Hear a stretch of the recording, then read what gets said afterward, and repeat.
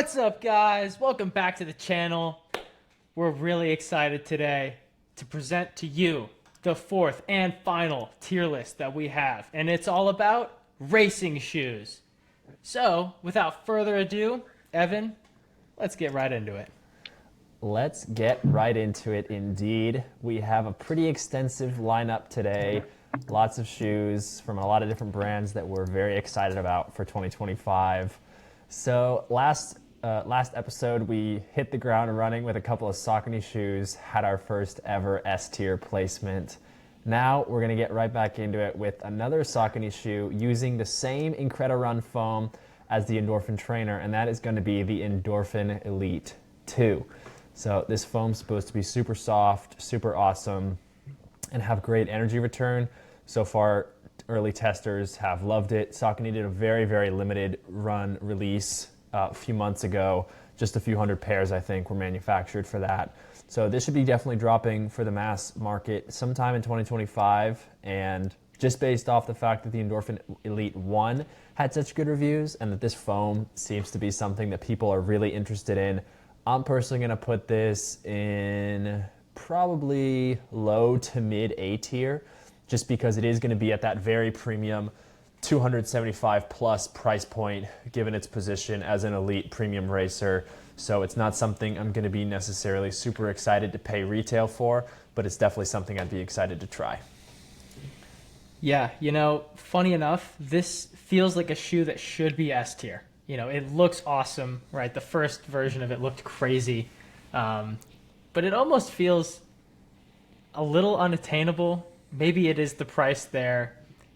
Maybe it's the Pro being like a step below, but still being a great shoe. So I think I'm gonna go A tier for this as well.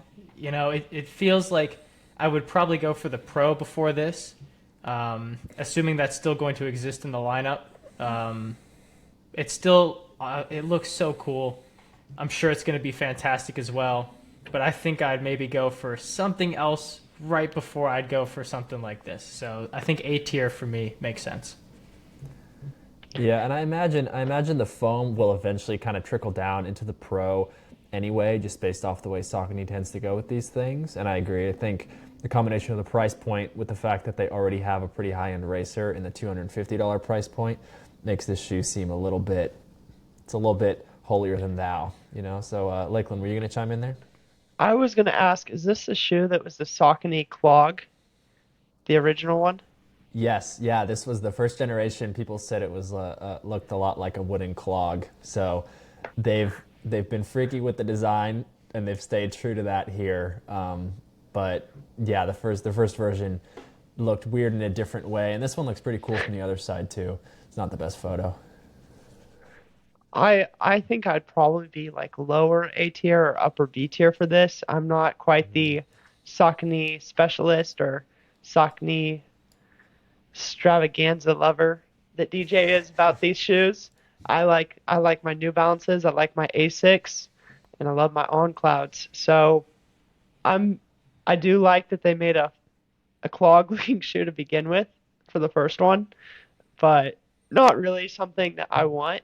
But it seems like it's a fun thing, and it seems like there's some like real differentiation that Saucony is doing with this, which is always exciting to see. You like to see brands making shoes that are just crazy concepts. Like if you would have told someone that a shoe would look like a wooden clog and it'd be one of a big brand's like leading race shoes, I think that's pretty exciting news. So Yeah, Saucony definitely not afraid to innovate. I agree. I think the first version is one of those shoes where it's kind of niche enough and expensive enough that not everyone's wearing it at a race like the Vaporfly or Alphafly.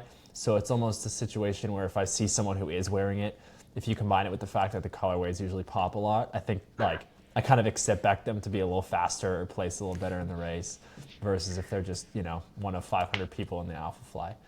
But another crazy shoe is actually the next one up, and that is going to be from Hoka. So this shoe, it's only going to be the second generation, similar to the Elite. And come to think of it, they actually both have a kind of cutout midsole. They're both very tall. They're both kind of the brand's super racer kind of answer to the Alphafly.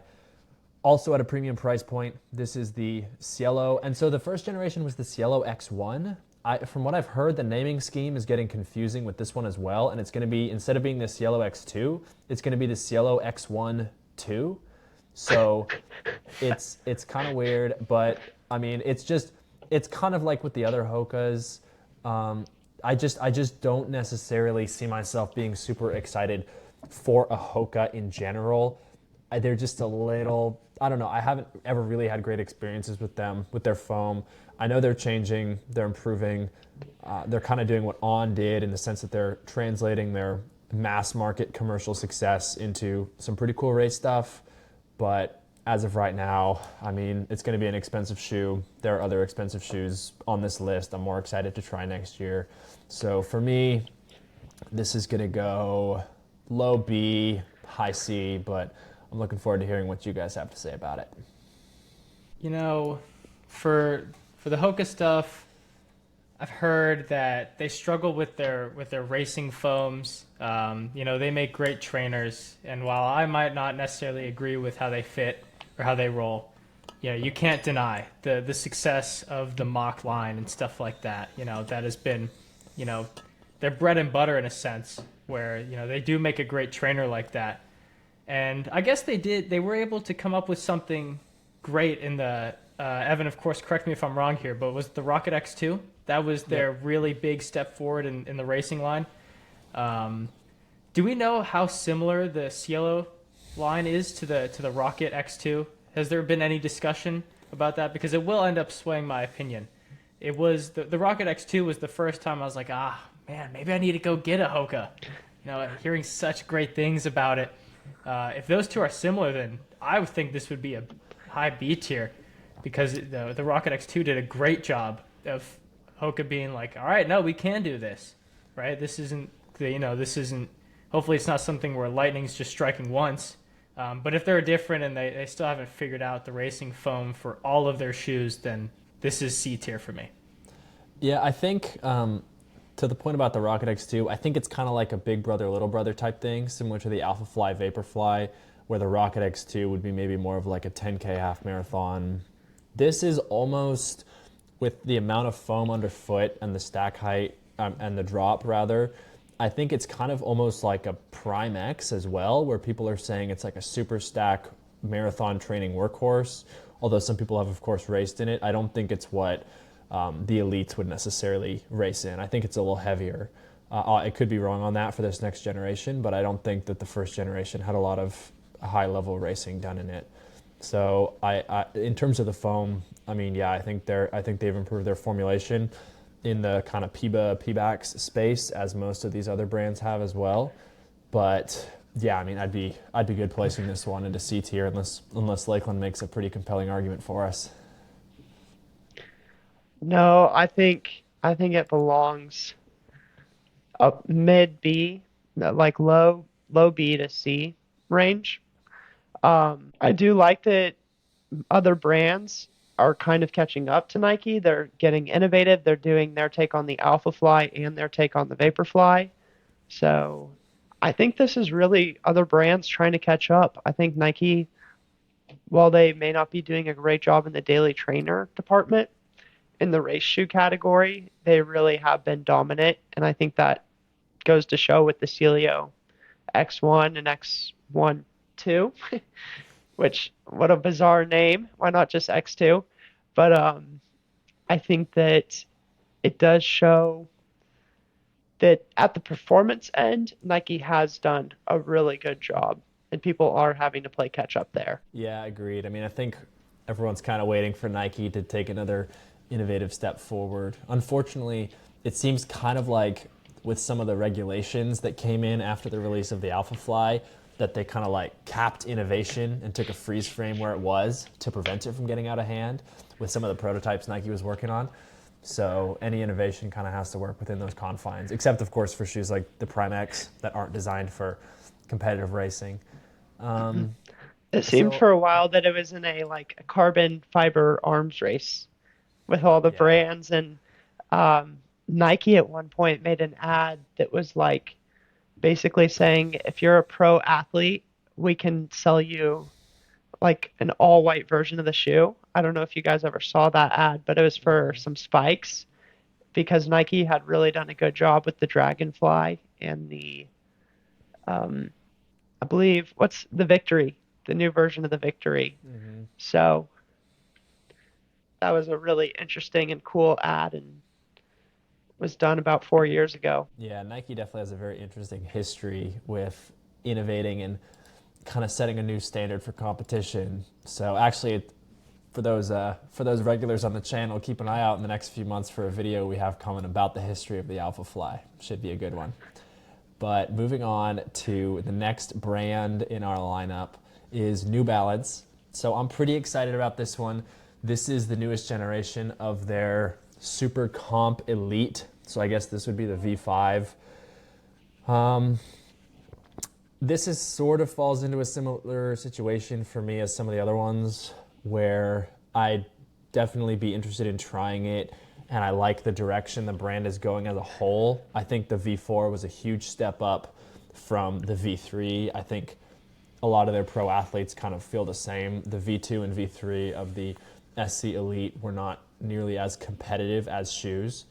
And now the V4, you know, it has its critics, certainly, but then you have someone like Alex Yee go and win the Olympic gold in the Olympic triathlon wearing it. So clearly it's not too heavy for competitive sport.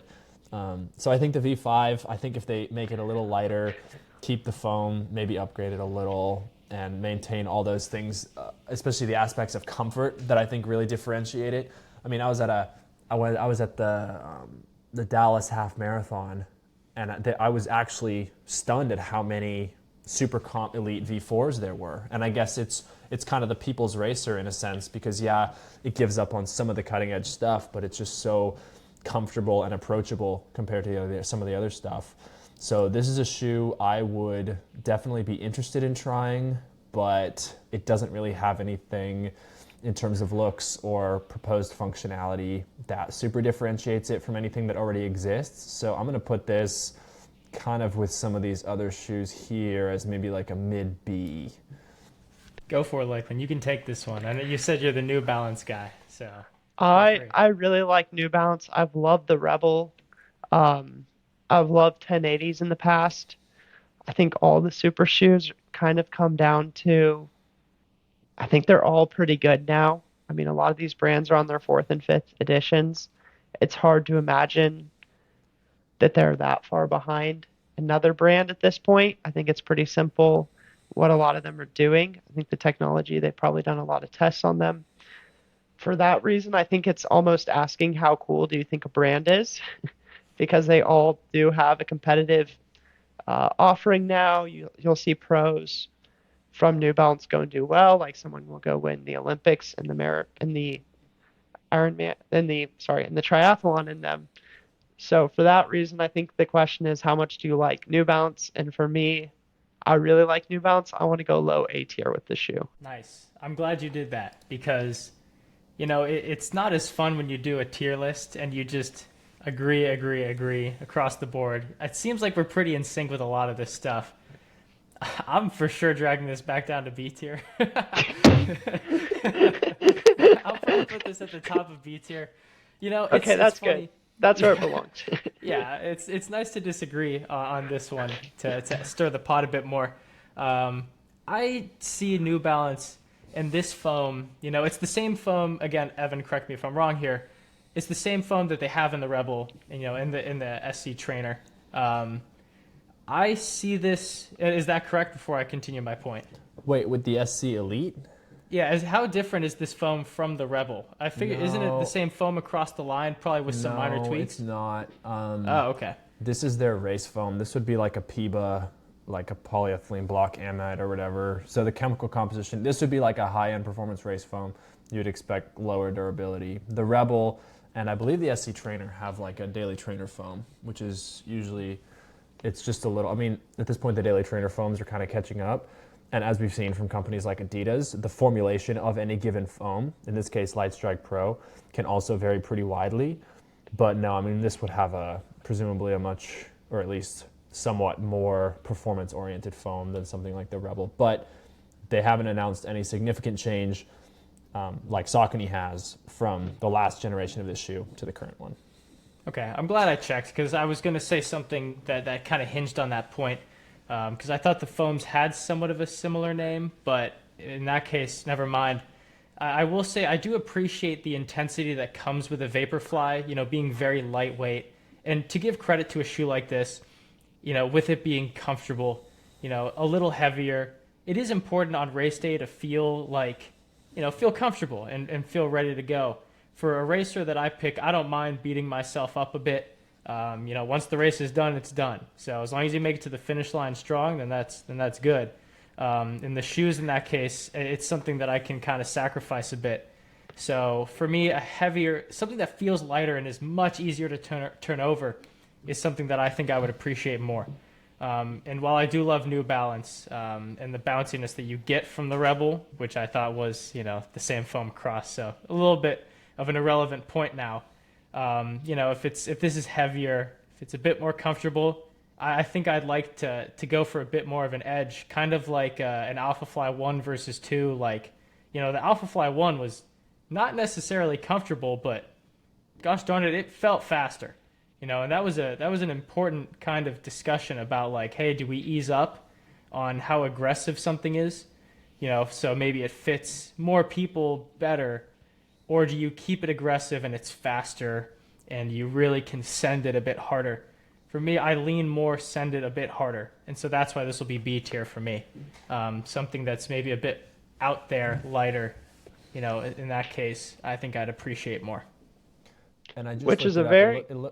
It looks like the, sorry, just to point on the foam, it looks like their fuel cell foam is a blend of their race foam and the Daily Trainer foam. So you weren't completely off. It just has a little bit of the EVA in there for probably some durability. Gotcha. Thank you.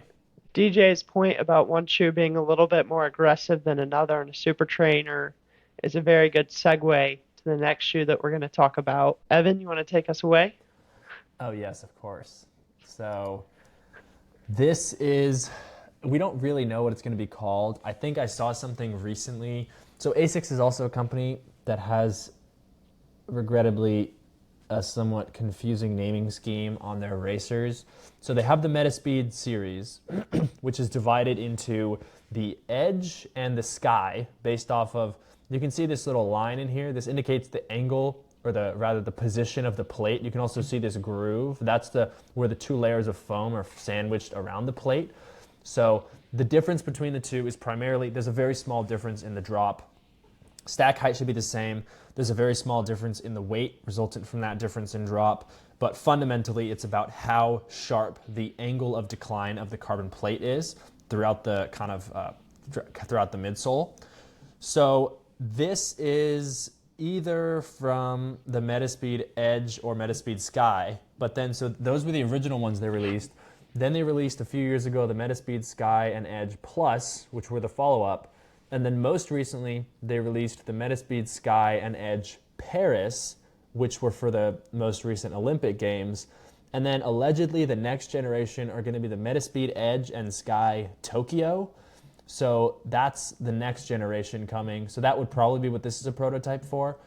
And knowing that, I think just based off of the trajectory Asics has been on, their shoes are surprisingly light. I think the Metaspeed Sky came in at like 182 grams. It just kind of undercut the Alphafly from one generation to the next in terms of weight, getting pretty close to being the lightest shoe out there. Obviously something like the Evo Pro from Adidas is going to still be a little bit lighter.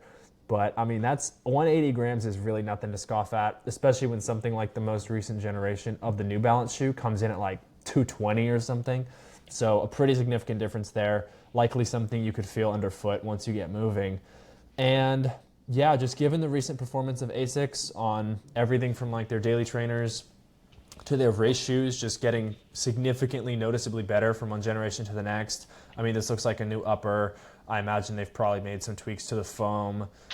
Yeah, this is something I definitely would be probably putting in S tier just because recently, yeah, from trainers to racers, I've really been enjoying Asics shoes. So this is likely something that I will be picking up in 2025. Yes. Great pick there. Great placement. If you didn't say it, that's exactly what I was going to do. This is a shoe that I want so bad. I've been Nike Nike purist the entire way. This is the only one that I look at and I say, "You know what? I would leave the Nike path for this shoe." It looks awesome. It has looked awesome and it continues to look awesome. You said it, it's extremely light compared to like the Alpha Fly. I wonder where it stacks up against a Vaporfly. But that's awesome in its own right. You see Clayton Young running in it. American Hero. How do you not want to put this on and take it for a run? This shoe is awesome. It will be one I pick up hopefully in the next year at some point. It just looks cool. It feels like it'd be a great shoe to ride in. You know, the Asics respect over the past few years, and they're cranking out amazing shoes like the Super Blast, the Nova Blast, and the Racer is no different. This is something I will pick up, and I will put this in S tier. Move that puppy left. We're going upper S tier. I cannot wait to get my hands on a pair of an Asics Super Trainers, super shoes. Yeah, I think I the mean, thing they do wrong is they don't make enough colorways, and because of that, they never go on sale. That's what I'm gonna say. Make more colorways, make way more of them, and then let people get them discounted prices, please, like Nike does. Please, please, I beg of you, Asics, I beg. Even to credit them, have they dropped a bad colorway of this? I don't I think mean, they so. haven't. They're kind of like they're all pretty neon. The most recent one was kind of sick. I actually did see. I saw one of them. Someone must have just picked it up. I saw a pair on someone at the at that Dallas half. I saw someone wearing like the cool gray and pink, and like when I can confirm it looked. You were right. It looked pretty cool on foot.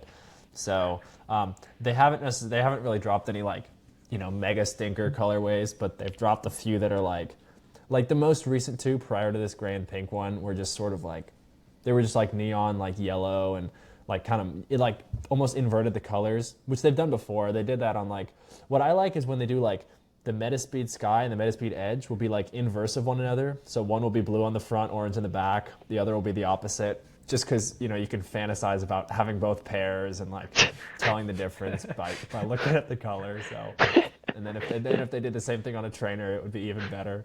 So, I shudder to think how much of our opinion is formed by the Clayton Young YouTube series. But in any case, none of the other brands should step up if it's that impactful. So, speaking of brands that are informed largely by hype in the current shoe market, we're moving on to an on-cloud shoe that I have to admit I just think looks so good. I mean, this is the only photo I've seen of this shoe. I think it looks. I mean, and this part of it's because it's the prototype colorway, which they don't usually release, and they'll usually what On will do is like they'll put like some of their neon green or something in the back, and then like maybe some orange like they did recently. But I mean, if they dropped it right like this, it would just for style points be very high for me. It looks so However, clean, so dude, sleek. it looks so good. It looks so good, and it kind of follows the geometry of some of the other things they've been dropping. I mean, it looks similar. It looks pretty similar to like, at least the midsole kind of looks, and also obviously this placement of the On logo is very similar here to the Cloudboom Max. I mean, it's like the most recent Cloudboom Strike kind of has a very similar look. So I really like the direction they're going stylistically. In terms of ranking it as a shoe, which of course includes the appearance, but just overall how excited I am for this. Unfortunately, the last generation of this shoe, because this is of course the new iteration of the Cloudboom Echo series, from what I've heard for this prototype. It was kind of, I mean, some people liked it, but in terms of what they thought it was going to be, they apparently went really long on inventory, which is why they never really made very many colorways. And the shoe overall has just, they kind of pushed back the release date of the new one because they had so much inventory. So for this, I'm not really expecting it to be very groundbreaking. I think it's just going to be a continuation of On's catching up to everybody else. I think this is kind of probably going to be like their Vaporfly type shoe eventually, once it kind of fully integrates all the tech they have coming. So for me, the appearance goes a long way, and I'm going to put this at high B tier, but functionally, I think I would probably sooner reach for this New Balance shoe than the On Cloud. it pains me to not see this shoe make it to the A tier with Evan. I want to go. I want to say mid A tier, but I think it probably does belong in lower A tier or upper. If I had to take a little bit of a sacrifice, I would be okay with where it is right now. I just think that the way that it looks is so cool that you just have to get a pair and try and hope that it works for you because it looks so awesome. And it may not be the smartest decision that you make, but sometimes you're going through a quarter life crisis and you have to roll the dice. And maybe this is the healthiest way to do that. So I want to say lower A tier. DJ, please, please. I beg of you, DJ. DJ can decide. DJ can decide on this one. You know, Upper B or lower A? oh, this is upper B. I am not buying the hype. There's no way. I honestly, I feel this is retroactive for sure, but I almost feel like I was even too generous with some of these on trainers. Like, maybe I've bought into the hype a bit too much here. You know, from my experience with the brand, I haven't. There are not many shoes that look better than these On shoes. To be clear, this shoe looks incredible. It is easily one of the coolest looking shoes on here. But I'm just not buying the hype. I have not enjoyed running in On shoes. You know, maybe it's wishful thinking for me to put some of these trainers at the bottom of B tier. I would have said let's put this back towards mid B. You know, it looks so awesome that you keep it in front of the trainers. But that balances it out with Lakeland putting it in low A tier. So we keep it at the top of B. I'm happy to hate. We'll keep it there. Yeah, and I think, I mean, just the combination of like the Evo with the black and white kind of prototype colorway and the On Cloud. I think, I don't know why shoe company, like if Asics released a Metaspeed in like a black and white proto looking colorway, I would be all over that. Like, oh my gosh, that would be so sick. The money But would evaporate. they insist on making it neon yellow. So, alas, that's it for my project. So you can do whatever they want. I imagine everyone like at the Asics meeting being like, "What should we make our shoes? Like, what color should we do this year?" And somebody's like suggests Evan's idea, and then some guy that's been there a really long time goes neon yellow, and then everyone Yeah. else just agrees, and they're like, Yeah. "Woo! Another neon yellow release." Yeah, if it ain't broke, don't fix it. I'm just saying, I think, you know, it was just so much potential in this silhouette here. But, you know, we'll see. We'll keep. Yeah, the fingers crossed for this it really next does let the generation. silhouette come out when you take away the colors, and I think I mean, look like at that. Nike does it, or Adidas does it, Asics doesn't. So I mean, here On Cloud, I mean, they haven't really. I guess they haven't. Really On's done a trying mass to do release it. with this sort of shoe. Yeah. All right. Well, we're no need to getting stuck up in hypotheticals. So we'll move on our list. This is Asics, so please. this- Sorry. Actually, we don't have any Asics left. We just got a Brooks here, which actually, I'm very excited for the shoe. I think this is long overdue from Brooks. I think Brooks. I mean, like, look, it's the Hyperion Elite. It has been, frankly, from what I've heard, just a really bad shoe. I mean, it gets outperformed by in a lot of people's eyes by like some of the super trainers we ranked last video. I'm sure like the previous generations of this shoe, like the upper wasn't great, the foam really wasn't great. It was pretty heavy. Again, like I think the only person who really ever spoke positively of it was Josh Kerr, who seemed to be a pretty big fan of it. But I mean, we can't really take his word at face value, right? So ultimately, what this shoe Disclaimer, represents Brooks, to me, if you gave us some money you're giving Josh Kerr, we would also be a very big fan Yeah. of this shoe. yeah, I have a huge amount of leeway for this shoe in that case. But I mean, this shoe, just from what early testers have said, this shoe is great. The foam is much improved. It's a new formulation from Brooks. You know, we see them revamping foam lines across the way. We see that with the Glycerin Max. I mean, the new foam also here is making its way into the Glycerin 22, as we were talking about. I don't know if they've reformulated the foam that's going into the Adrenaline, but the Hyperion line here is probably going to be getting some of the new foam. So overall, really cool. They also have this cool kind of like, you can see it in this photo, there's like these like semi-spheres that like compress in along the side. realistically, it's probably a gimmick, but it's supposedly for weight saving because this is a cutout. Cutouts are all the rage these days. I mean, if we could flip this Adios 4 on its side, or Adios Pro 4 on its side, you'd see that there's a cutout. There's a cutout here. There's a cutout on the Endorphin Elite. So lots of cutouts, but I'm going to be putting this shoe in. I think it's going to be really good. I still don't know if it will be just quite competitive for the price, which is probably going to be in that kind of 250 range. Brooks usually does discounts, but on a shoe like this, it's probably not going to get discounted until the next generation is on the way, at which point, if they've made another big set of upgrades, it probably wouldn't be really very exciting to get it on discount. So I'm good with putting this in kind of mid-A tier. I think it should be super cool, but again, you have to look at it in the context of the market, and 2025 is going to be a great year for racing shoes. So got to put it where it lies.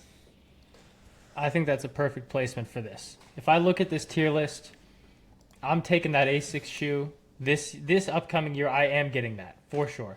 Yeah. Now, the next one I get, if you look at companies and the momentum that they have moving forward, Brooks seems to be doing it. You know, you've been talking about how people are thinking a bit more highly of this and that they might have actually finally nailed a racer, hopefully. They can make a great trainer. The one thing they're missing is that racer. People are speaking highly of it, and I think, quite frankly, I'll probably be reaching for some Brooks trainers. You know, Saucony and Brooks might be the way for me, and I think I would take this sooner than I would the new Saucony shoe there. Yeah, I think this goes right here in the middle of A tier. I really hope this lives up to it. I love to see Brooks kind of doing well like this. They've always done decently well, but feels like they really are stepping up the game a bit here. And the final step for me is the racer. So I do have high hopes for this. You know, their shoes are looking cooler, rolling better as of late. Let's hope they keep moving. I think that there's a strong Brooks bias with other members of this group, and I do not think that this shoe is cooler than the New Balance Elite V5 that is coming out. I would put it right behind that if I could. With that being said, they both wanted mid-A. I think it just doesn't look as cool as the On one or the New Balance one. And I don't think that Brooks has really proved themselves with the daily trainer. They have with daily trainers for sure. Where Nike fails, I feel that Brooks excels, and the inverse is true as well. So I think Brooks needs to prove themselves with this one and really take the momentum that they have gotten from the daily trainer market and make a good racing shoe. Yeah, and to be fair, I think you're right in that we were talking all that hot garbage about how we needed On to prove itself before we could get excited, and then we gave Brooks the benefit of the doubt the first try. Made some early rumors. So I would actually be okay. I mean, I'd need DJ's approval for this, but in all fairness, I don't think it should be, looking at the list, I don't think it should be above the Endorphin Elite 2. Especially because it's only going to be like $25 less. There's no shot I would ever choose this over buying the Endorphin Elite 2. So I would be okay moving it down to here if that's something that you're okay with, DJ. I hate it, but he's right. It's so true. It really shouldn't be that high. You're right. Now, to be fair, I dog on because I don't like pretty much all of their shoes. You know, I don't think they've nailed too much of a trainer or a racer. That's coming from me. I've heard the opposite for the trainers. So, to be fair, yes, you're right there. And yeah, it should be in B tier. They do need to prove themselves. I have high hopes here because they have really, really gone and proved themselves with the Glycerin Max. Looks awesome, feels good, right? They're taking that new foam, they're going to put it in the normal glycerin. That'll go well. I feel like if you have the momentum, it will work, but you're right. It should go down here. I hate it. I apologize for the amount of times I've ripped an On shoe down or something of that matter. It is criminal. It feels bad, but you're right. Yeah, with On, it's kind of we have an anti-On bias, I think, is the problem. Which is fair because of the price point a lot of the time, and we do take price into consideration, but in this case, I think we're just giving one shoe the benefit of the doubt because of the momentum of the brand, and I think we realize that. But I think one thing that I will say is that I'm very biased towards looks, and if Brooks did the emblem that they did for the Glycerin Max, Yeah. and they put it towards the front of this shoe, kind of half on the midsole, half on the upper, I think I probably would have let you guys sneak it in mid A tier, just to be completely honest. Yeah, I mean, come to think of it, I wouldn't mind a black and white prototype of this shoe either. I think it looks fine on a shoe. So, moving on. Another shoe that could benefit from a black and white coat of paint. I mean, if you look at it compared to it's this shoe has come out in very limited colorway or very limited quantities of this colorway, the white and black that you see in these other two Adidas shoes. That probably, if we're being honest, we probably would rank higher, but this is the picture I got of it. So this is the new Adidas Racer. It's the Adios Pro, I guess, Adios Pro 4, I think. It's pretty much just like, it's their kind of race legal in terms of stack height race shoe, and so it's 40 millimeter. It supposedly has a new formulation of Light Strike Pro that's a little softer, which some people are concerned after seeing some photos of elite athletes pairs that they've been wearing for just a few hundred miles. They're concerned it may impact the durability, that you'll get less miles out of it. But honestly, I mean, this is a shoe. I do have the previous generation of it. I really like it. I think the carbon fiber rods work out really well. It's got a cutout, so it's pretty light. The main complaint people have is the upper. So some early testers have revealed that they've improved the upper, but it's maybe not perfect. So, still a little bit constricting kind of here in the tongue and lace area, and that they still haven't nailed that. Part of which is because they're trying to make kind of weight savings. It's a little bit informed by some of their success with cutting so much weight on the Evo Pro.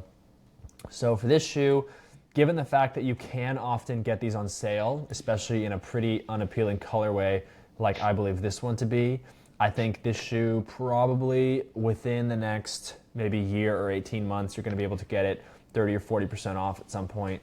So this is a shoe I'm pretty excited about picking up off the sale rack, and I would put it maybe low A, just because I don't think it's necessarily, Adidas race shoes aren't necessarily what have worked best for me in the past, but given the fact that you can so often get them at such a good deal, and the fact that this shoe is supposed to be really good, and it does have a lot of hype behind it, I'm good with putting it in A tier, but we have so many strong options in A tier that I'm not really sure I can personally justify putting it much higher, but always open to modifications. I like the placement of it. I think the colorway has actually really grown on me. It is a bit much that it's fully like chromatic silver. I don't know if you would call it that, but I think it's a chromatic silver, and it's kind of cool that it is that, but at the same time, I think it's a little bit much. I think they could have gotten away with like a white sole on the shoe, and I think it would have looked a little bit cleaner and less like some kid spray painted it and then went over it with three brushes like that with a very hot pink color. Um, but I have wanted to try an Adidas racing shoe for a while, but just, I mean, I stacked up on Nike ones because I was at Nike schools for a while. So um, definitely something that I think is cool and it's coming out, and would love to get a pair on sale, like Evan said. I feel like for me personally, I've never really gravitated towards the Adidas lines in general. Now, credit where it's due. I think it was it? I think it was the three where people were saying that it was a true, genuine rival to a Vaporfly, which is you got to hand it to the shoe. I might not enjoy it as much. I've maybe worn it for 5 minutes max, and I've had the chance to operate in the Light Strike Pro for no more than 10 minutes. So this is not the most informed opinion. I've always felt like it was maybe a little too hard after, of course, I just went and ranted about how I would prefer an aggressive shoe. I think it is still a bit of a balance. This one always leaned a bit too aggressive for me. Um, but if you're saying they're making it softer, then hey, that I feel like that's a great step in the right direction there, at least for my preference.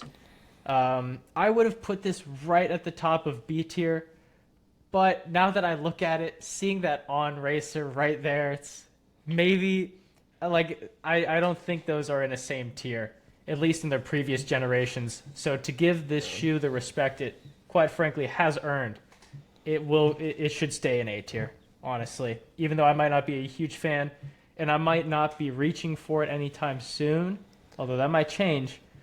You gotta hand it its flowers. This will be a good shoe for sure that people will reach for, an A tier for sure, not B.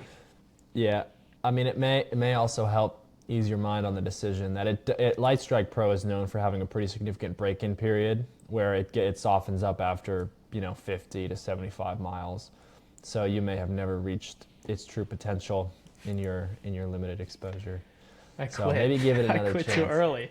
Yeah, yeah, I mean, because it's which is in part what leads to it having such great durability. I mean, the previous generation of the shoe, people were, and still are. I mean, many have stocked up on the previous generation because it's been on massive sales ever since for a long time. You can get pairs for if you're patient, you can get the previous generation for like $110, and people are getting like 600 miles out of it, of like pretty good quality.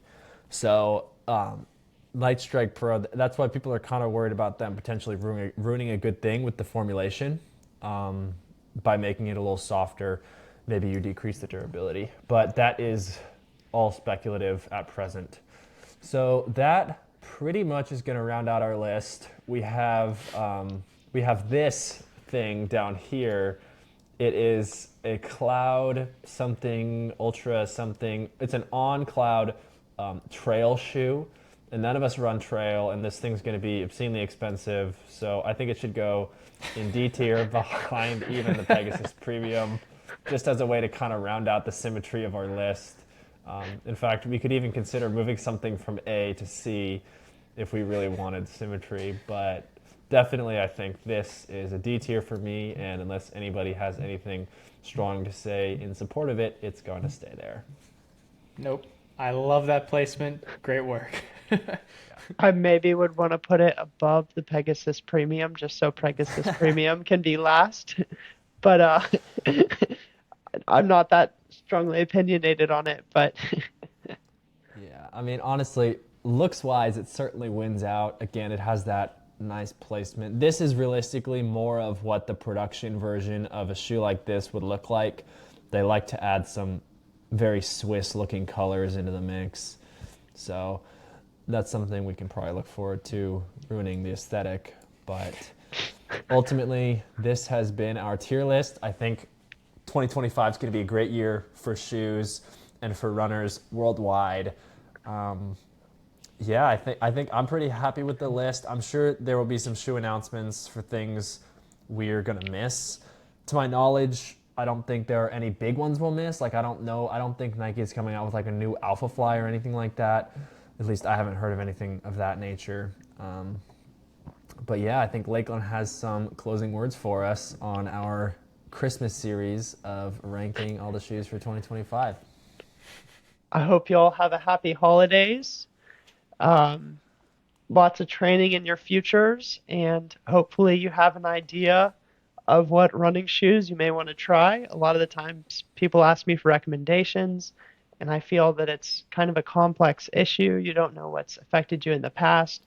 You don't know how much a shoe can change from generation to generation. With that being said, I think it's all very subjective. So if you disagreed with something we said, let us know. Like maybe you can sway someone into trying a shoe that you had a great experience with. Drop a comment and let us know what you think about it. Make sure you like and subscribe. Happy, healthy, and positive training. Peace out, guys.